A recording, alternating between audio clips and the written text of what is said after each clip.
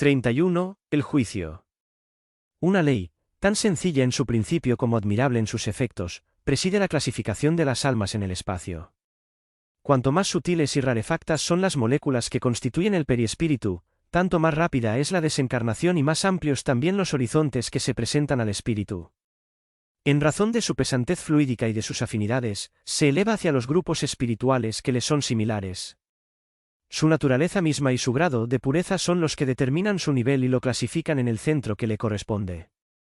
Se ha comparado con alguna exactitud la situación de los espíritus en los cielos a la de los globos hinchados de gas de diferentes densidades, los cuales en razón de su peso específico se elevarían a diversas alturas. Más debemos apresurarnos a añadir que el espíritu está dotado de libertad, que no está inmovilizado en un punto, que puede, en ciertos límites, trasladarse de un sitio a otro y recorrer los espacios etéreos. Siempre puede modificar sus tendencias, transformarse por medio del trabajo y la prueba, y elevarse, de consiguiente, a su voluntad en la escala de los seres. Es, pues, una ley natural, análoga a las leyes de atracción y de gravedad, la que fija la suerte de las almas después de la muerte. El espíritu impuro, entorpecido por sus fluidos materiales, queda confinado en las capas inferiores de la atmósfera terrestre, mientras que el alma virtuosa, de envoltura depurada y sutil, se lanza gozosa, rápida como el pensamiento y flota en el azul infinito. También es en su interior y no fuera de él, sino en su propia conciencia, donde el espíritu encuentra su recompensa o su castigo. Él es su propio juez. Al caer la vestidura de carne le penetra la luz, su alma aparece desnuda dejando ver en ella el cuadro vivo de sus actos, de sus voluntades y sus deseos. Momento solemne, examen lleno de angustia, y con frecuencia, de desilusión. Los recuerdos despiertan en tropel y la vida entera se desenvuelve con su séquito de faltas, de debilidades y de miserias. Desde la infancia hasta la muerte, todo, pensamientos, palabras, acciones, todo sale de la sombra, se presenta a la luz, se anima y revive. El ser se contempla a sí mismo, vuelve a ver una por una a través de los tiempos sus existencias desvanecidas, sus caídas, sus ascensiones, sus paradas innumerables. Cuenta las etapas andadas, mide el camino recorrido, compara el bien y el mal realizados. Desde el fondo del oscuro pasado, surgen, a su llamamiento, como otros tantos fantasmas, las formas que su alma revistió en el curso de las vidas sucesivas. En una pasmosa visión su alma descubre las inmensas perspectivas de las edades transcurridas. Evoca las escenas sangrientas, apasionadas, dolorosas, los sacrificios y los crímenes, encontrando en todo ello la causa de los progresos realizados, de las expiaciones sufridas y la razón de su situación presente. Ve la correlación que reúne sus vidas pasadas como los anillos de una larga cadena que se desarrolla a través de los siglos. Para él, el pasado explica lo presente, el cual deja a su vez prever el porvenir. Esta es para el espíritu una hora de verdadera tortura moral. Esta evocación del pasado le trae la formidable sentencia, el juicio de su propia conciencia, especie de juicio de Dios. Por desgarrador que sea, este examen es necesario, pues puede ser el punto de partida de las resoluciones saludables y de la redención. El grado de depuración del espíritu, la situación que ocupa en el espacio representan la suma de sus progresos y dan la medida de su valer. Este es el fallo infalible que decide de su suerte sin apelación. Armonía profunda, sencillez maravillosa que las instituciones humanas son incapaces de reproducir, el principio de afinidad lo rige todo en los cielos y asigna a cada uno su lugar. Ni juicio ni tribunal, nada más que la ley inmutable ejecutándose por sí misma, por el juego natural de las fuerzas espirituales y según el empleo que de ellas hace el alma libre y responsable. Como lo explicaremos más adelante, todo pensamiento tiene una forma, y esta forma creada por la voluntad se fotografía en nosotros como en un espejo en el cual las imágenes se grabasen por sí mismas. Nuestra envoltura fluídica refleja y conserva como un registro todos los hechos de nuestra existencia. Este registro está cerrado durante la vida. La carne es la recia cubierta que nos oculta su contenido. Pero al morir se abre de repente y sus páginas se presentan a nuestra vista. El espíritu desencarnado lleva, pues, en sí, visible para todos, su cielo o su infierno. La prueba irrecusable de su grandeza o de su humillación, está escrita en su cuerpo fluídico. Testigos benévolos o terribles, nuestras obras, nuestros designios nos justifican o nos acusan sin que nada pueda callar sus voces. De ahí viene el suplicio del malo que creía sus malos deseos, sus actos culpables, profundamente ocultos y que los ve comparecer a los ojos de todos, de ahí, sus remordimientos cuando pasan sin cesar por delante de los años ociosos y estériles, las horas dedicadas al libertinaje o al crimen, y las víctimas llorosas sacrificadas a sus brutales instintos.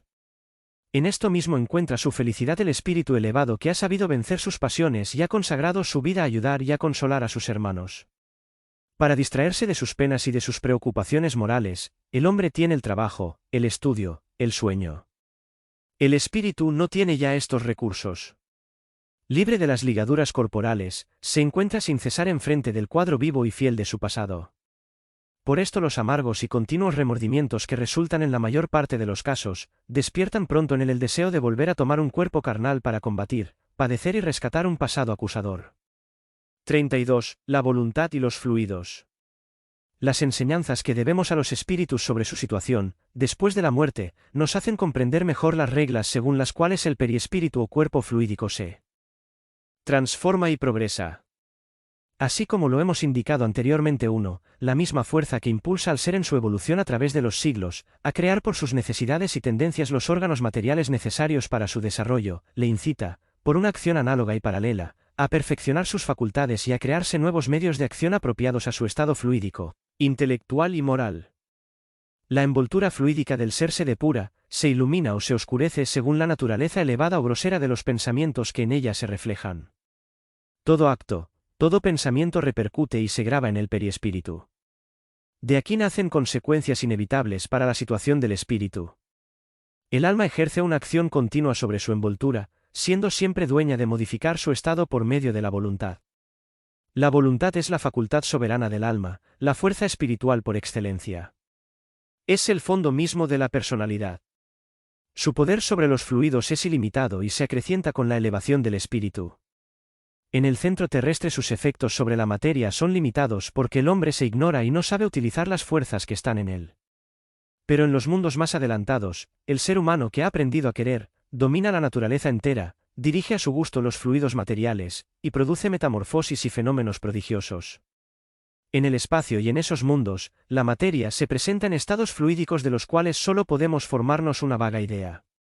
Del mismo modo que en la Tierra ciertas combinaciones químicas se producen únicamente bajo la influencia de la luz, así en esos centros los fluidos no se unen y no se ligan sino por un acto de la voluntad de los seres superiores. La acción de la voluntad sobre la materia ha entrado ya en el dominio de la experiencia científica gracias al estudio proseguido por varios fisiólogos de los fenómenos magnéticos, bajo el nombre de hipnotismo y de sugestión mental. Se han visto ya experimentadores que, por un acto directo de su voluntad, hacer aparecer llagas y estigmas en el cuerpo de ciertos sujetos, hacer salir de ellos sangre y humores, y curarlos enseguida por una abolición contraria. De modo que la voluntad humana destruye y repara a su gusto los tejidos vivos, puede también modificar las sustancias materiales hasta el punto de comunicarles propiedades nuevas, provocando la embriaguez con agua clara, etc. Tiene también acción sobre los fluidos y crea objetos y cuerpos que los hipnotizados ven, sienten y tocan, que tienen para ellos una existencia positiva y obedecen a todas las leyes de la óptica. Esto es lo que resulta de las investigaciones y de los trabajos de los doctores Charcot, du Montpellier, Liebault, Bernheim, de los profesores Liegeois, del Boeuf, etc., cuya relación puede leerse en todas las revistas médicas. Pues bien, si la voluntad ejerce semejante influencia sobre la materia bruta y sobre los fluidos rudimentarios, tanto más fácil será de comprender su imperio sobre el periespíritu, y los progresos o los desórdenes que en él determine, según la naturaleza de su acción, lo mismo en el curso de la vida que después de la desencarnación. Todo acto de la voluntad, hemos ya dicho, reviste una forma, una apariencia fluídica y se graba en la envoltura periespiritual. Es evidente que si estos actos son inspirados por pasiones materiales, su forma será material y grosera. Las moléculas periespirituales, impregnadas y saturadas de estas formas y estas imágenes, se aproximan y se condensan. Al reproducirse las mismas causas, los mismos efectos se acumulan y la condensación se acelera, los sentidos se debilitan y se atrofian, las vibraciones disminuyen en fuerza y en extensión. Después de la muerte, el espíritu se encuentra envuelto en fluidos opacos y pesados que ya no dejan pasar las impresiones del mundo exterior, sirviéndole al alma de cárcel y de tumba. Es el castigo preparado por el espíritu mismo, esta situación es su obra, y no cesa hasta que el arrepentimiento, la voluntad de corregirse y aspiraciones más elevadas, vienen a romper la cadena material que lo sujeta. En efecto, si las pasiones bajas y materiales turban y oscurecen el organismo fluídico, en cambio, los pensamientos generosos y las nobles acciones afinan y dilatan las moléculas periespirituales. Sabemos que las propiedades de la materia aumentan con su grado de pureza. Las experiencias de William Crookes han demostrado que la rarefacción de los átomos lleva a estos al estado radiante. La materia, en este estado sutil, se inflama y se hace luminosa e imponderable. Lo mismo pasa con la sustancia periespiritual. Al enrarecerse, su flexibilidad y su sensibilidad ganan, su fuerza de radiación y energía vibratoria aumentan, permitiéndole sustraerse a las atracciones terrestres. El espíritu entra entonces en posesión de nuevos sentidos, con cuyo auxilio podrá penetrar en centros más puros y comunicar con seres etéreos. Estas facultades, estos sentidos que abren el acceso a las regiones felices, toda alma humana puede conquistarlos y desarrollarlos, pues posee sus gérmenes imperecederos. Nuestras vidas sucesivas llenas de trabajos y de esfuerzos, no tienen otro objeto que hacerlos florecer en nosotros. Ya en este mundo, vemos estas facultades despertarse en algunos individuos que, gracias a ellas, entran en relaciones con el mundo oculto. Los médiums de todas clases están en este caso. Su número aumentará sin duda con el progreso moral y la difusión de la verdad. Puede preverse que llegará día en que la gran mayoría de los humanos se encontrará apta para recibir las enseñanzas de esos seres invisibles cuya existencia negaba ayer. Esta evolución paralela de la materia y del espíritu, por la cual el ser conquista sus órganos y sus facultades, se construye completamente y se aumenta sin cesar, nos demuestra otra vez la solidaridad que une las fuerzas universales, el mundo de las almas y el mundo de los cuerpos. Nos demuestra sobre todo que riquezas, que profundos recursos puede crearse el ser por un uso metódico y perseverante de la voluntad. Esta llega a ser la fuerza suprema, el alma misma, ejerciendo su imperio sobre los poderes inferiores. El empleo que hacemos de nuestra voluntad, dirige por sí solo nuestro adelantamiento, prepara nuestro porvenir, nos fortifica o nos rebaja. No hay azar ni fatalidad. Hay fuerzas, hay leyes. Utilizar y dirigir las unas, y observar las otras, en esto se encierra el secreto de todas las grandezas y todas las elevaciones. Los resultados producidos alrededor nuestro por la voluntad, trastornan ya la imaginación de las personas de mundo y provocan la admiración de los sabios. El hipnotismo y la sugestión han producido en este sentido resultados que han sido calificados de maravillosos. Todo esto es sin embargo poca cosa al lado de los efectos obtenidos en los centros superiores donde, a las órdenes del espíritu, todas las fuerzas se combinan y entran en acción. Y si, en este orden de ideas, llevásemos más alto nuestra atención, no llegaríamos, por analogía, a vislumbrar de qué manera la voluntad divina, dominando la materia cósmica, puede formar los soles, trazar las órbitas de los mundos, y procrear los universos. Sí, la voluntad ejercida en el sentido del bien y conforme a las leyes eternas, lo puede todo. También puede hacer mucho mal. Nuestros malos pensamientos, nuestros deseos impuros, nuestras acciones culpables, corrompen, al reflejarse en ellos, los fluidos que nos rodean, y el contacto de estos produce malestar e impresiones dañinas en todos aquellos que se nos aproximan, pues todos los organismos sienten la influencia de los fluidos ambientes. Asimismo, los sentimientos de orden elevado, los pensamientos de amor, las exhortaciones calurosas, penetran en los seres que nos rodean, los sostienen y los vivifican. Así se explican el imperio ejercido sobre las multitudes por los grandes misioneros y las almas escogidas, y la influencia contraria de los malvados que podemos siempre conjurar, es cierto, por voliciones en sentido inverso y una resistencia enérgica de nuestra voluntad. Un conocimiento más preciso de las facultades del alma y de su aplicación modificará totalmente nuestras tendencias y nuestras acciones. Sabiendo que los hechos y pensamientos de nuestra vida se inscriben en nosotros, y dan testimonio en favor o en contra, fijaremos en cada uno de ellos una atención más escrupulosa. Nos aplicaremos desde ahora a desarrollar los recursos que dormitan en nosotros, a obrar por su medio sobre los fluidos esparcidos en el espacio con objeto de depurarlos y transformarlos para el bien de todos, a crear en torno nuestro una atmósfera límpida y pura, inaccesible a los efluvios viciados. El espíritu que no trabaja, y que se abandona a las influencias materiales, permanece débil, incapaz de percibir las sensaciones delicadas de la vida espiritual. Después de la muerte se siente poseído de una inercia completa, y los campos del espacio solo vacío y obscuridad ofrecen a sus sentidos embotados. El espíritu activo, preocupado en ejercitar sus facultades por un uso constante, adquiere nuevas fuerzas, su vista abarca horizontes más vastos y el círculo de sus relaciones se ensancha gradualmente. El pensamiento, utilizado como fuerza magnética, podría corregir muchos desórdenes, extinguir muchas llagas sociales. Procediendo por voliciones continuas, proyectando resuelta y frecuentemente nuestra voluntad hacia los seres desgraciados, hacia los enfermos, los perversos, los extraviados, podríamos consolar, convencer, aliviar, curar. Por medio de este ejercicio se obtendrían no solamente resultados inesperados para el mejoramiento de la especie, sino que se llegaría a dar al pensamiento una sutileza y una fuerza de penetración incalculables. Gracias a una combinación íntima de buenos fluidos sacados del inagotable depósito de la naturaleza, y con la asistencia de los espíritus invisibles, se puede restablecer la salud comprometida, y devolver la esperanza y la energía a los desesperados. Por un impulso regular y perseverante de la voluntad, puede llegarse a impresionar a distancia a los incrédulos, a los escépticos y a los malos, conmover su terquedad, atenuar su odio, hacer penetrar un rayo de verdad en el entendimiento de los más hostiles. Esta es una forma ignorada de la sugestión mental, de este tremendo poder del cual muchos se sirven a tontas y a locas, y que, utilizado en el sentido del bien, transformaría el estado moral de las sociedades. La voluntad, ejercida con fluidez, desafía toda vigilancia e inquisición. Opera en la sombra y en el silencio, salva todos los obstáculos y penetra en todos los centros. Mas para hacerle producir todos sus efectos, se necesita una acción enérgica, arranques poderosos y una paciencia incansable. Así como la gota de agua taladra lentamente la piedra más dura, así un pensamiento incesante y generoso acaba por insinuarse en el espíritu más refractario.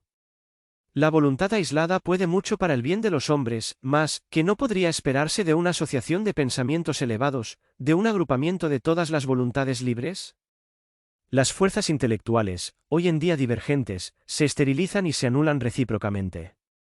Esta es la causa de la turbación y de la incoherencia de las ideas modernas, pero tan pronto como el espíritu humano, conociendo su poder, agrupe las voluntades diseminadas para hacerlas converger hacia el bien, la belleza y la verdad, ese día la humanidad adelantará osadamente hacia las cumbres eternas y se renovará la faz del mundo. 33. La vida en el espacio. Según ciertas doctrinas religiosas, la Tierra es el centro del universo y el cielo forma una bóveda por encima de nosotros. En su parte superior, dicen ellas, está situada la mansión de los bienaventurados, y el infierno, morada de los réprobos, prolonga sus lúgubres galerías en las entrañas mismas de la tierra. La ciencia moderna, de acuerdo con la enseñanza de los espíritus, al mostrarnos el universo sembrado de innumerables mundos habitados, ha dado un golpe mortal a estas teorías. El cielo está en todas partes lo inconmensurable, lo insondable, lo infinito, en todas partes un hormigueo de soles y de esferas entre los cuales nuestra tierra no es más que una mezquina unidad. En el seno de los espacios no hay ya moradas circunscritas para las almas. Tanto más libres cuanto más puras son, recorren la inmensidad y van donde las llevan sus afinidades y sus simpatías. Los espíritus inferiores, entorpecidos por la densidad de sus fluidos, quedan como ligados al mundo en el que han vivido, circulando en su atmósfera o mezclándose con sus habitantes. Los goces y las percepciones del espíritu no proceden del centro que ocupa, sino de sus disposiciones personales y de los progresos realizados. Tal espíritu atrasado, de periespíritu opaco y rodeado de tinieblas, puede encontrarse con el alma radiosa cuya envoltura sutil se presta a las sensaciones más delicadas y a las vibraciones más extensas. Cada cual lleva en sí su gloria o su miseria. La condición de los espíritus en la vida de ultratumba, su elevación, su felicidad, todo depende de su facultad de sentir y de percibir, la cual guarda proporción con su grado de adelantamiento. En la tierra vemos ya aumentarse los goces intelectuales con la cultura del espíritu. Las obras literarias y artísticas, las bellezas de la civilización, las más elevadas concepciones del genio humano, están fuera de la comprensión del hombre salvaje y aun de muchos de nuestros conciudadanos. Así los espíritus de orden inferior, cual ciegos en medio de la naturaleza iluminada por el sol, o cual sordos en un concierto, permanecen indiferentes o insensibles ante las maravillas del infinito. Esos espíritus, envueltos en fluidos espesos, sufren las leyes de la gravitación y son atraídos hacia la materia. Bajo la influencia de sus apetitos groseros, las moléculas de su cuerpo fluídico se cierran a las percepciones exteriores y les hacen esclavos de las mismas fuerzas naturales que gobiernan la humanidad. Nunca se insistirá demasiado sobre este hecho que es el fundamento del orden y justicia universales. Las almas se agrupan y se escalonan en el espacio según el grado de pureza de su envoltura. El rango del espíritu está en relación directa con su constitución fluídica, la cual es su propia obra, la resultante de su pasado y de todos sus trabajos. Ella es la que determina su situación, en ella es donde encuentra su recompensa. Mientras que el alma crisolada recorre la vasta y radiante extensión, el espíritu impuro no puede alejarse de la vecindad de los globos materiales. Entre estos estados extremos, hay numerosos grados intermediarios que permiten a los espíritus similares agruparse y constituir verdaderas sociedades celestes. La comunidad de ideas y de sentimientos, la identidad de gustos, de miras y de aspiraciones, aproximan y unen a esas almas que forman grandes familias. La vida del espíritu adelantado es esencialmente activa, aunque sin fatiga. Las distancias no existen para él. Se transporta con la rapidez del pensamiento. Su envoltura, semejante a un ligero vapor, ha adquirido tal sutileza, que es invisible para los espíritus inferiores. Ve, oye, siente y percibe, no ya por los órganos materiales que se interponen entre la naturaleza y nosotros interceptando al paso la mayor parte de las sensaciones, sino directamente, sin intermediario, por todas las partes de su ser. Por esto sus percepciones son mucho más claras y multiplicadas que las nuestras. El espíritu elevado nada, en cierto modo, en un océano de sensaciones deliciosas. Ante su vista se desenvuelven cuadros variados, y suaves armonías le arrullan y le encantan. Para él, los colores son perfumes, los perfumes son sonidos. Más por exquisitas que sean sus impresiones, puede sustraerse a ellas y recogerse a voluntad, cubriéndose con un velo fluídico y aislándose en el seno de los espacios. El espíritu adelantado está libre de todas las necesidades corporales. El alimento y el sueño no tienen para él ninguna razón de ser. Al dejar la tierra, se desprende para siempre de los vanos cuidados, de las alarmas y de las quimeras que emponzoñan aquí nuestra existencia. Los espíritus inferiores llevan consigo más allá de la tumba, sus costumbres, sus necesidades y sus preocupaciones materiales. No pudiendo elevarse por encima de la atmósfera terrestre, vuelven a tomar parte en la vida de los humanos, a mezclarse en sus luchas, en sus trabajos y en sus placeres. Sus pasiones y sus deseos, siempre despiertos y atizados por el contacto continuo de la humanidad, los abruman, y la imposibilidad de satisfacerlos se convierte para ellos en una causa de tormento. Los espíritus no necesitan de la palabra para comprenderse. Reflejándose todos los pensamientos en el periespíritu como una imagen en un espejo, cambian sus ideas sin esfuerzo, con una rapidez vertiginosa. El espíritu elevado puede leer en el cerebro del hombre y discernir sus más secretos designios. Nada se le oculta.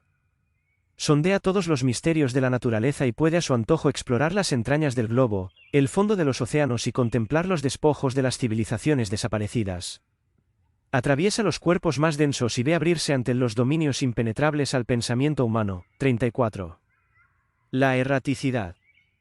En tanto que las almas desprendidas de las influencias terrestres se constituyen en grupos simpáticos cuyos miembros se aman y se comprenden entre sí, viviendo en una igualdad perfecta y una profunda felicidad, los espíritus que no han podido vencer sus pasiones llevan una vida errante y vagabunda que, sin ser una causa de padecimientos, les produce incertidumbre e inquietud.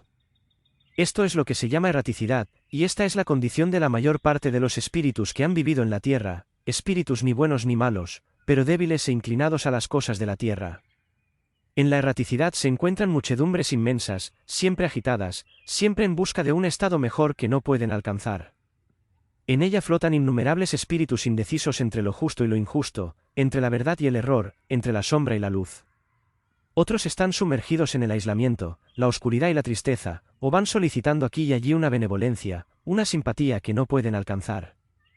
La ignorancia, el egoísmo, los defectos de todas clases imperan aún en la erraticidad, y la materia sigue ejerciendo su influencia. El bien y el mal se hallan allí mezclados. Puede decirse que es el vestíbulo de los espacios luminosos, de los mundos mejores. Todos pasan por él y permanecen por algún tiempo, pero es para remontar el vuelo.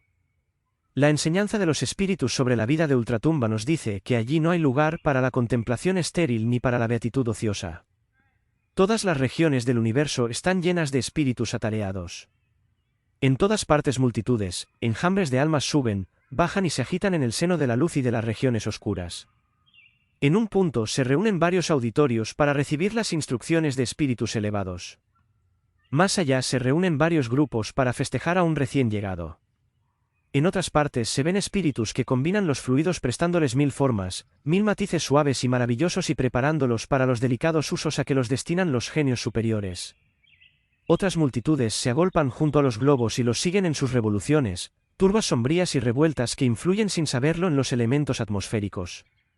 Por ellas atraviesan, más veloces que el rayo, los espíritus luminosos que llevan socorro y consuelo a los humanos que les imploran. Cada uno llena su cometido y concurre a la gran obra a proporción de su mérito y de su adelantamiento. El universo entero evoluciona como los mundos, los espíritus prosiguen su eterna carrera arrastrados hacia un estado superior y entregados a ocupaciones diversas. Progresos que realizar, ciencia que adquirir, dolores que apaciguar, remordimientos que calmar, amor a los humanos, expiación, abnegación, sacrificio, todas estas fuerzas, todos estos móviles, los estimulan, los espolean, los precipitan hacia sus correspondientes vías. Y en esta inmensidad sin límites y sin riberas, reinan incesantemente el movimiento y la vida. Todo se transforma, crece y se eleva. La inmovilidad, la inacción es el retroceso y la muerte. Bajo el impulso de la gran ley, seres y mundos, almas y soles, todo gravita y se mueve en la órbita gigantesca trazada por la voluntad divina. 35. La vida superior. Cuando el alma virtuosa, después de haber vencido las pasiones, abandona su cuerpo miserable, instrumento de dolor y de gloria, emprende el vuelo a través de la inmensidad y va a reunirse con sus hermanas del espacio. Arrebatada por una fuerza irresistible, recorre regiones donde todo es armonía y esplendor. La palabra humana es demasiado pobre para expresar lo que allí ve. Pero, sobre todo, qué alivio, qué deliciosa alegría sentir rota la pesada cadena, que la sujetaba a la tierra, poder abarcar la extensión, sumergirse en el vacío sin límites, cernerse más allá de la órbita de los mundos. Ya no más cuerpo enclenque y achacoso, pesado como una capa de plomo, ya no más grillete material que arrastrar penosamente. Libre de sus ligaduras, resplandece y se embriaga de espacio y de libertad. La fealdad terrestre, la vejez decrépita y arrugada, han sido reemplazadas por un cuerpo fluídico, de formas graciosas, forma humana idealizada, diáfana y brillante. Ha encontrado a los que amaba aquí bajo y que la han precedido. En la nueva vida. Parecían esperarla como al término de un largo viaje. Comunica libremente con ellos. Sus efusiones rebosan de una felicidad avivada por los tristes recuerdos de la tierra y la comparación de la hora presente con el pasado lleno de lágrimas. Otros espíritus a los cuales había perdido de vista durante su última encarnación, pero que le eran queridos por las pruebas que en su compañía había soportado en el curso de los tiempos, se reúnen con los primeros. Todos aquellos que participaron de sus buenos y malos días, todos los que han progresado, luchado, llorado y padecido con ella, acuden apresurados a recibirla, y despertándose de repente su memoria, resultan explosiones de contento y efusiones que ninguna pluma podría describir. ¿Cómo resumir las impresiones del espíritu en la vida radiosa que se le presenta? Habiéndose desgarrado de repente la tosca vestidura, la pesada capa que cubría sus sentidos íntimos, siente centuplicadas sus percepciones. No más límites ya, no más horizontes reducidos. El infinito profundo, luminoso, se despliega con sus deslumbradoras maravillas, con sus millones de soles, focos multicolores, zafiros, esmeraldas, joyas enormes diseminadas en el azul con sus suntuosos séquitos de esferas. Esos soles que aparecen a los ojos de los hombres como chispas menudas, el espíritu los contempla en su verdadera y colosal grandeza, los ve más poderosos que el que ilumina nuestro diminuto planeta, comprende la fuerza de atracción que los une, y distingue en las remotas profundidades los astros formidables que dirigen sus evoluciones. Ve a todas estas antorchas gigantescas conmoverse, gravitar, proseguir su carrera vagabunda, entrecruzarse como globos de fuego arrojados en el vacío por la mano de un prestidigitador invisible. Nosotros, perturbados sin cesar por los vanos rumores y los confusos zumbidos de la colmena humana, no podemos concebir la calma solemne, el majestuoso silencio de los espacios que llena él. Alma de un sentimiento augusto, de un asombro que raya en espanto. Pero el espíritu puro y bueno es inaccesible al terror. El infinito, frío y silencioso para los espíritus inferiores, se anima pronto para él y deja oír su potente voz. El alma, desprendida de la materia, percibe poco a poco las vibraciones melodiosas del éter, las delicadas armonías que descienden de las colonias celestiales, oye el ritmo imponente de las esferas. El canto de los mundos, las voces del infinito que resuenan en el silencio, le producen un goce que la penetra hasta el arrobamiento. Recogida, extasiada, embargada por un sentimiento grave y religioso y una incansable admiración, se baña en las olas del éter, contempla las profundidades siderales y las legiones de espíritus, sombras ágiles y ligeras que flotan y se agitan en océanos de luz. Asiste al génesis de los mundos, ve despertarse y crecer la vida en sus superficies, sigue el desenvolvimiento de las humanidades que los pueblan, y ante tan grandioso espectáculo, comprende que en todas partes la actividad, el movimiento y la vida, van unidos al orden en el universo. Cualquiera que sea su grado de adelanto, el espíritu que acaba de dejar la tierra no puede aspirar a gozar indefinidamente de esta vida superior. Estando obligado a reencarnarse, esta vida no es para él más que un tiempo de descanso, una compensación debida a los males sufridos, una recompensa a sus méritos. Allí recobra valor y fuerza para las luchas futuras. Más en el porvenir que le espera, no volverá a hallar las angustias y las penas de la vida terrestre.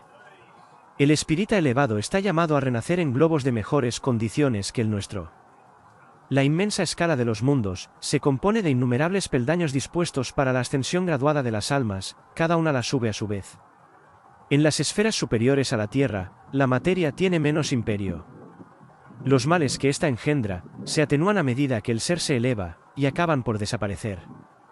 Allí el hombre no se arrastra penosamente por el suelo, abrumado por la presión de una pesada atmósfera, cambia de sitio con facilidad. Las necesidades corporales son casi nulas, y los trabajos rudos desconocidos. La existencia, más larga que la nuestra, se pasa estudiando y tomando parte en las obras de una civilización perfeccionada que tiene por base la moral más pura, el respeto a los derechos de todos, la amistad y la fraternidad. Los horrores de la guerra, las epidemias, las plagas no tienen acceso en ellos, y los groseros intereses, causa de tantas codicias aquí bajo, no dividen allí a los espíritus. Estos datos sobre las condiciones de la habitabilidad de los mundos están confirmados por la ciencia. Por medio de la espectroscopia, ha conseguido analizar sus elementos constitutivos, ha pesado su masa calculando su poder de atracción. La astronomía nos demuestra que las estaciones varían de duración y de intensidad, según la inclinación de los globos sobre su órbita. Nos enseña que Saturno tiene la densidad de la madera de arce, y Júpiter, a corta diferencia, la del agua, que en Marte los cuerpos pesan la mitad menos que en la Tierra. Pues bien, siendo la organización de los seres vivientes la resultante de las fuerzas activas en cada mundo, vemos cuántas variedades de formas resultan de estos hechos, y cuántas diferencias pueden producirse en las manifestaciones de la vida en las innumerables tierras del espacio. Al fin llega un día en que el espíritu, después de haber recorrido el ciclo de sus existencias terrestres, después de haberse purificado por sus renacimientos y migraciones a través de los mundos, ve terminarse la serie de sus encarnaciones y empezar la vida espiritual, definitiva, la verdadera vida del alma, de la cual están desterrados el mal, la sombra y el error. Al llegar a este punto, las últimas influencias materiales se han desvanecido ya. La calma, la serenidad, la seguridad profunda, han sustituido a las penas y a las inquietudes de otro tiempo. El alma ha alcanzado el término de sus males, ya está segura de no padecer más. Con qué emoción recuerda los hechos de su vida, diseminados en la sucesión de los tiempos, su dilatada ascensión, la conquista de sus méritos y de sus grados. ¿Qué enseñanza encierra esa marcha creciente, en cuyo curso se constituye y se afirma la unidad de su naturaleza, de su personalidad inmortal? Del recuerdo de las lejanas alarmas, de las penas, de los dolores, se transporta a las felicidades del presente y las saborea con deleite. Qué delicia sentirse vivir en medio de espíritus ilustrados, pacientes y cariñosos, unirse a ellos con los lazos de un afecto que nada puede turbar, compartir sus aspiraciones, sus ocupaciones, sus gustos, sentirse comprendido, auxiliado, querido, exento de necesidades y de la muerte, joven con una juventud en la cual los siglos no pueden hacer mella. Luego estudiar, admirar, glorificar la obra infinita, penetrar más profundamente sus divinos misterios, reconocer en todas partes la justicia, la bondad y la belleza celestiales e identificarse con ellas, seguir a los genios superiores en su tarea y en sus misiones, comprender que se llegará a igualarles, que se continuará ascendiendo, que siempre, siempre, nuevas alegrías, nuevos trabajos, nuevos progresos nos esperan, tal es la vida eterna, magnífica, desbordante, la vida del espíritu. Purificado por el sufrimiento. Los cielos elevados son la patria de la belleza ideal y perfecta en la que se inspiran todas las artes. Los espíritus superiores poseen en grado eminente el sentido de lo bello. Es la fuente de sus más puros goces, y todos saben realizarlo en obras junto a las cuales quedan deslucidas las obras maestras de la tierra. Cada vez que una nueva manifestación del genio se produce en nuestro mundo, cada vez que el arte se revela bajo una forma perfeccionada, puede creerse que un espíritu, descendido de las esferas elevadas, se ha encarnado en la tierra para iniciar a los hombres en los esplendores de la eterna belleza. Para el alma superior, el arte, en sus múltiples aspectos, es una oración, un homenaje rendido al principio eterno. Siendo el espíritu un ser fluídico, tiene acción sobre los fluidos del espacio. Por la fuerza de su voluntad, los combina, los dispone a su gusto y les da las formas y colores que corresponden a su objeto. Por medio de estos fluidos se ejecutan obras que a nada pueden compararse y que es imposible analizar. Construcciones aéreas de deslumbrantes colores, galerías adornadas de estatuas que parecen animadas y palpitantes de vida, circos inmensos donde se reúnen y celebran consejo los delegados de los universos, templos de vastas proporciones en cuyos ámbitos resuenan los ecos de una armonía divina, cuadros cambiantes luminosos, reproducciones de vidas humanas, vidas de fe y de sacrificio, apostolados dolorosos, dramas del infinito, ¿cómo hemos de describir magnificencias que los espíritus mismos se declaran impotentes para expresar en el vocabulario humano? En estas moradas fluídicas es donde se despliegan las pompas de las fiestas espirituales. Los espíritus puros, deslumbrantes de luz, se agrupan allí por familias. Su esplendor, los variados colores de sus envolturas, permiten conocer su elevación y determinar sus atributos. Suaves conciertos, junto a los cuales los de la tierra no son más que ruidos discordantes, los recrean y tienen por marco el espacio infinito, el espectáculo maravilloso de los mundos rodando en la extensión y unidas sus notas a las voces celestes, al himno universal que se eleva hacia Dios. Todos estos espíritus, en multitud innumerable, se conocen y se aman.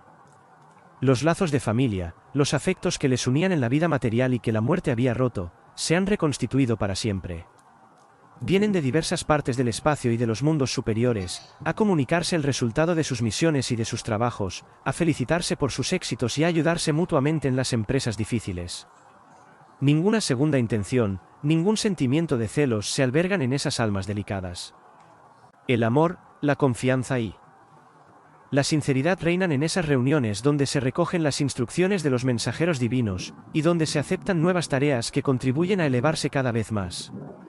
Unos consienten en velar por el progreso y por el desarrollo de las naciones y de los globos, otros se encarnan en las tierras del espacio para llenar misiones de abnegación, para instruir a los hombres en la moral y en la ciencia. Los hay también que se encargan de algún alma encarnada, la sostienen en el áspero camino de la existencia, la guían desde el nacimiento hasta la muerte durante varias vidas sucesivas, acogiéndola al término de cada una de ellas en el umbral del mundo invisible. En todos los grados de la jerarquía espiritual, el espíritu tiene su misión en la obra inmensa del progreso y concurre a la realización de las leyes superiores. Y cuanto más el espíritu se acrisola, más intensa y más ardiente se hacen en la necesidad de amar, de atraer a su luz y a su felicidad en la región donde el dolor es desconocido, todo cuanto sufre, todo cuanto lucha y se agita en los lugares inferiores de la existencia inmortal. Cuando uno de estos espíritus adopta a uno de sus hermanos menores, constituyéndose su protector y su guía, con qué afectuosa solicitud sostiene sus pasos, con qué alegría ve sus progresos, con qué amargura las caídas que no ha podido impedir. Así como el niño, recién salido de la cuna, ensaya sus primeros pasos ante la conmovida mirada de su madre, así el espíritu asistido se ensaya los combates de la vida bajo la égida invisible de su Padre espiritual. Todos tenemos uno de esos genios tutelares que nos inspira en las horas difíciles y nos guía por el camino recto. Este es el origen de la poética leyenda cristiana del ángel de la guarda. No hay idea más dulce ni más consoladora. Saber que tenemos un amigo fiel, dispuesto siempre a socorrernos de cerca como de lejos, a influir en nosotros a grandes distancias, como a estar a nuestro lado en las pruebas, aconsejándonos por medio de la intuición, y reanimándonos con su cariño, es una fuente inapreciable de fuerza moral. La idea de que testigos afectuosos e invisibles ven todas nuestras acciones, que les causan pena o alegría, es muy adecuada también para inspirarnos más prudencia y circunspección. Por medio de esta protección oculta se fortifican los lazos de solidaridad que unen el mundo celeste a la tierra, el espíritu libre al hombre, espíritu aprisionado en la carne. Por esta asistencia continua se crean de una parte y otra las simpatías profundas, las amistades duraderas y desinteresadas. El amor que anima al espíritu elevado, se extiende progresivamente a todos los seres, refluyendo sin cesar hacia Dios, Padre de las almas, foco de todas las potencias afectivas. Hemos hablado de jerarquía. Hay, en efecto, una jerarquía de espíritus, pero la virtud, las cualidades adquiridas por el trabajo y el sufrimiento, son su única base y su razón de ser. Sabemos que todos los espíritus son iguales en principio, diferentes tan solo bajo el punto de vista del adelantamiento, y destinados a los mismos fines. Los grados de la jerarquía espiritual empiezan en el seno de la vida animal y se prolongan hacia alturas inaccesibles a nuestras concepciones actuales. Es un escalamiento inenarrable de potencias, de luces, de virtudes, siempre aumentando desde la base hasta la cima, si es que hay una cima. Es la espiral formidable del progreso desarrollándose infinitamente. Está dividida en tres grandes fases: vida material, vida espiritual y vida celestial, reflejándose, influyendo la una en la otra y formando un todo que constituye el campo de evolución de los seres, la escala de Jacob de la leyenda. Y en esta escala inmensa todos los seres están unidos con lazos invisibles. Cada uno está sostenido, atraído por otro más elevado que él. Las almas superiores que se manifiestan a los humanos, nos parecen dotadas de cualidades sublimes, y sin embargo ellas afirman la existencia de seres tan superiores a ellas como ellas lo son a nosotros.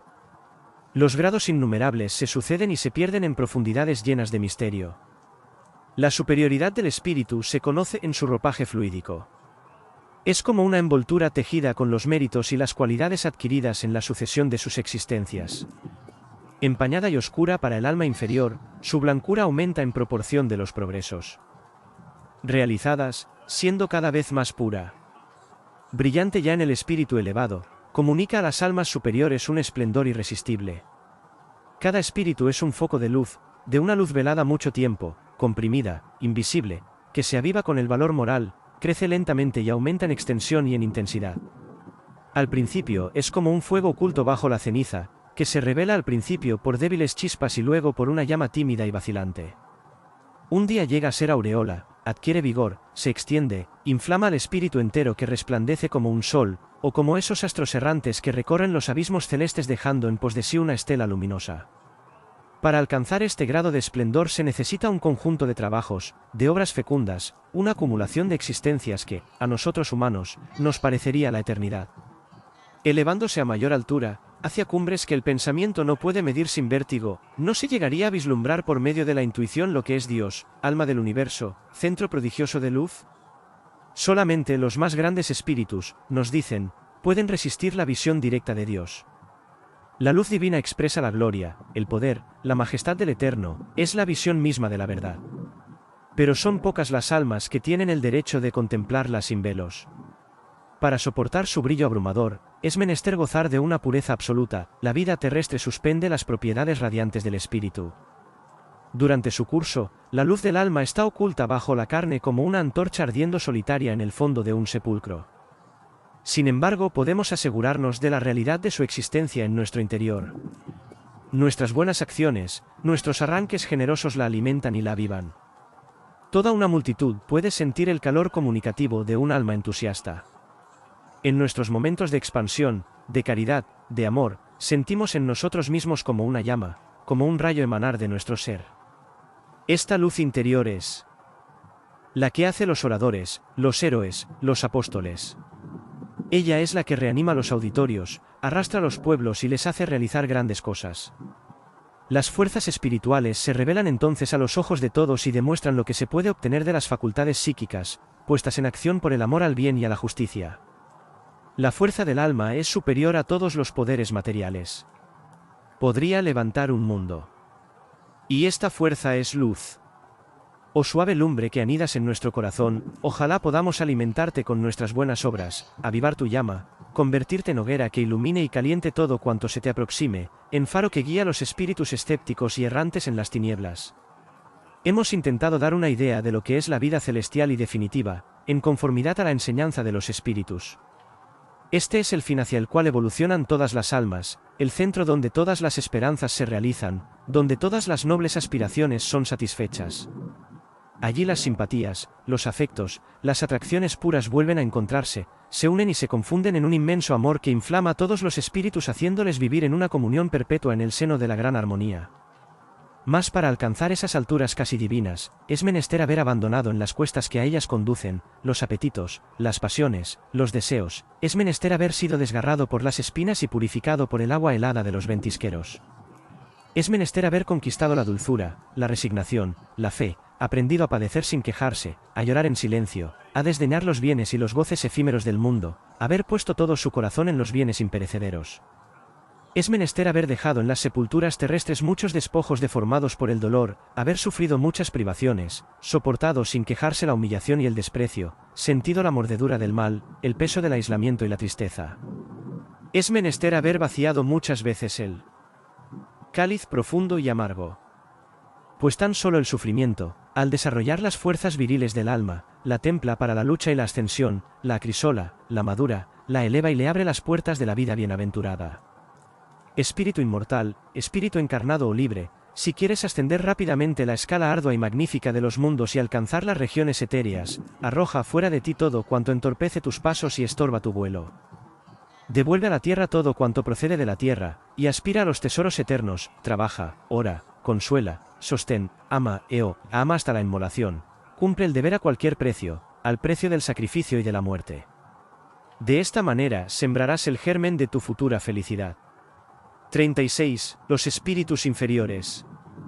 El espíritu lleva en sí su luz y su felicidad, le siguen constantemente, pues forman parte integrante de su ser. Del mismo modo, el espíritu culpable lleva consigo su oscuridad, su castigo, su oprobio. Los padecimientos de las almas perversas, no por no ser materiales, son menos vivos.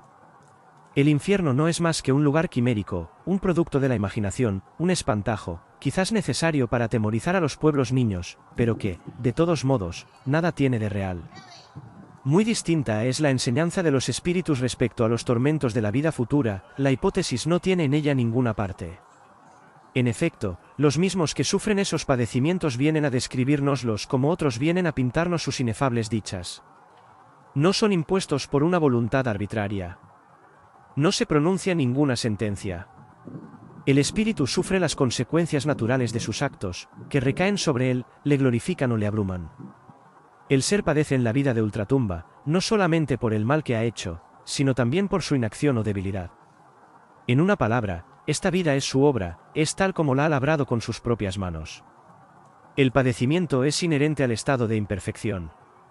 Se atenúa con el progreso, y desaparece cuando el espíritu ha dominado la materia. El castigo del espíritu malo prosigue, no tan solo en la vida espiritual, sino también en las encarnaciones sucesivas que lo arrastran a mundos inferiores, donde la existencia es precaria y donde reina el dolor. Estos son los mundos a los que se puede calificar de infiernos. La tierra, bajo ciertos conceptos, debe ser considerada como uno de ellos. Alrededor de esos globos, presidios del espacio, flotan las tristes legiones de espíritus imperfectos, esperando la hora de la reencarnación. Hemos visto cuán penosa, prolongada y llena de turbación y de angustia es la fase del desprendimiento corporal para el espíritu entregado a las pasiones. La ilusión de la vida terrestre continúa para él durante años enteros.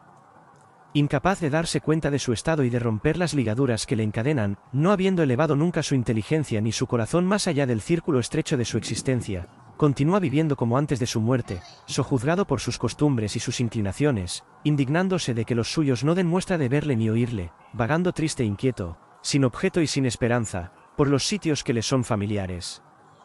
Estas son las almas en pena, cuya presencia en ciertos lugares ha sido sospechada muchas veces, y cuya realidad afirman cada día numerosas y estrepitosas manifestaciones.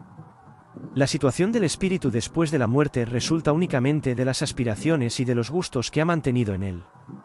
El que ha puesto todas sus alegrías y toda su felicidad en las cosas de la tierra, en los bienes de este mundo, padece cruelmente tan pronto se ve privado de ellos.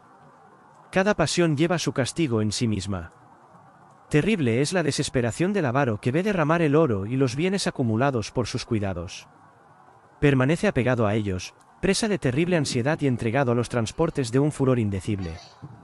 Igualmente digna de piedad es la situación de los potentados. Orgullosos, de los que han abusado de su fortuna y de sus títulos, sin pensar más que en la gloria y en el bienestar, despreciando a los pequeños y oprimiendo a los débiles. Para ellos no hay ya serviles cortesanos ni servidores oficiosos, ni moradas, ni trajes suntuosos. Despojados de todo cuanto constituía su grandeza terrestre, la soledad y la miseria les espera en el espacio. Si la multitud les rodea, no es más que para confundir su soberbia y abrumarles, con sus burlas. Más espantosa es aún la condición de los espíritus crueles y rapaces, de los criminales de todas clases, de aquellos que han derramado sangre o han pisoteado la justicia. Las quejas de sus víctimas, las maldiciones de las viudas y de los huérfanos, resuenan en sus oídos durante un tiempo que les parece la eternidad. Sombras irónicas y amenazadoras les rodean y les persiguen sin descanso. No hay para ellos guarida bastante profunda ni bastante oculta, y en vano buscan el reposo y el olvido. La entrada en una vida oscura, la miseria, la humillación, la esclavitud, es lo único que puede atenuar sus males. Nada puede igualar la vergüenza, el terror del alma que ve surgir sin cesar ante ella escenas de asesinato y de expoliación. Se siente como desnuda y atravesada por una luz que hace revivir sus más secretos recuerdos. El recuerdo, cual ardiente aguijón, la abrasa y la devora. Cuando se conoce este padecimiento, se comprende y se bendice la previsión divina que lo aparta de nosotros durante la vida terrestre, dándonos así, con la tranquilidad de espíritu, mayor libertad de acción para ocuparnos en nuestro perfeccionamiento. Los egoístas, los hombres exclusivamente preocupados de sus placeres y de sus intereses, se preparan también un penoso porvenir. No habiendo amado más que a sí mismos, no habiendo ayudado, consolado ni aliviado a nadie, tampoco ellos encuentran simpatía, ni auxilio, ni socorro en esta nueva vida. Aislados y abandonados, el tiempo pasa para ellos uniforme, lento y monótono. Un tétrico aburrimiento, una incertidumbre llena de angustia les oprime. El pesar de las horas perdidas, de la existencia desperdiciada, el odio a los miserables intereses que les absorbían, todo eso los roe y los devora. Sufren y andan errantes hasta que un pensamiento caritativo se dirija a ellos y brille como un rayo de esperanza en las tinieblas que les rodean, hasta que, gracias a los consejos de un espíritu benévolo e ilustrado, rompan por su voluntad la red fluídica que los aprisiona, y se deciden a entrar en mejor camino. La situación de los suicidas tiene mucha analogía con la de los criminales, a veces es peor todavía. El suicidio es una cobardía, un crimen, y sus consecuencias son terribles. Según palabras de un espíritu, el suicida no huye del dolor más que para hallar el tormento. Cada uno de nosotros tiene deberes y una misión que llenar sobre la tierra, pruebas que sufrir para su propio bien y su elevación. Procurar sustraerse a ellas y librarse de los males terrestres antes del término señalado, es violar la ley natural, y cada violación de esta ley trae para el culpable una reacción violenta. El suicidio no libra de los padecimientos físicos. El espíritu queda ligado al cuerpo carnal que pensaba destruir, sufre lentamente todas las fases de la descomposición, y las sensaciones dolorosas se multiplican en lugar de disminuir. Lejos de abreviar su prueba, la prolonga indefinidamente, su malestar, su turbación persisten por mucho tiempo aún después de la destrucción de la envoltura carnal. Necesitará arrostrar de nuevo las pruebas a las cuales creía escapar por medio de la muerte y que eran el resultado de sus vidas pasadas. Tendrá que arrostrarlas en peores condiciones, anclar otra vez paso a paso el camino sembrado de obstáculos, y para eso, sufrir una encarnación más penosa aún que aquella de que ha querido huir. Los padecimientos de los ajusticiados después de su ejecución son horrorosos, y las descripciones que de ellos hacen ciertos asesinos célebres podrían conmover los corazones más fuertes, demostrando a la justicia humana los tristes efectos de la pena de muerte. La mayor parte de esos desgraciados son presa de una sobreexcitación aguda y de atroces sensaciones que les causan furor. El horror de sus crímenes, las miradas de sus víctimas que parecen perseguirles y traspasarles como un puñal, alucinaciones y sueños espantosos, tal es la suerte que les espera. La mayor parte, para buscar una distracción a sus males, acometen a los encarnados de tendencias análogas y les impelen por la senda del crimen. Otros, devorados por el remordimiento como por un fuego inextinguible, buscan sin tregua ni descanso un refugio que no pueden hallar. Bajo sus pies, alrededor de ellos, en todas partes, creen ver cadáveres, figuras amenazadoras, charcos de sangre los espíritus malos, sobre los cuales cae con fuerza el peso de sus faltas, no pueden prever el porvenir. No saben nada de las leyes superiores. Los fluidos que les envuelven se oponen a toda relación con los espíritus elevados que quisieran arrancarles a su inercia, a sus inclinaciones, pero no pueden por causa de la naturaleza grosera, casi material de esos espíritus y del limitado campo de sus percepciones. De ello resulta una ignorancia completa de su suerte y una tendencia a creer eternas las penas que les atormentan. Así, muchos de ellos, imbuidos aún en las preocupaciones católicas, creen y dicen estar en el infierno. Devorados por los celos y el odio, a fin de buscar diversión a sus dolores, siguen a los hombres débiles e inclinados al mal. Los persiguen con encarnizamiento y les inspiran ideas funestas. Pero, poco a poco, de estos nuevos excesos nacen nuevos tormentos. La reacción del mal causado les encierra en una red de fluidos más sombríos. Las tinieblas se hacen más densas, se forma un estrecho círculo, y la reencarnación, acerba y dolorosa, se presenta ante su vista. Más tranquilos están aquellos a quienes ha tocado el arrepentimiento, que ven llegar con resignación el tiempo de sus pruebas y están resueltos a satisfacer a la justicia divina. El remordimiento, cual pálido fulgor, ilumina su alma con vaga claridad que permite a los buenos espíritus deslizarse hasta su entendimiento y prodigarles alientos y consuelos.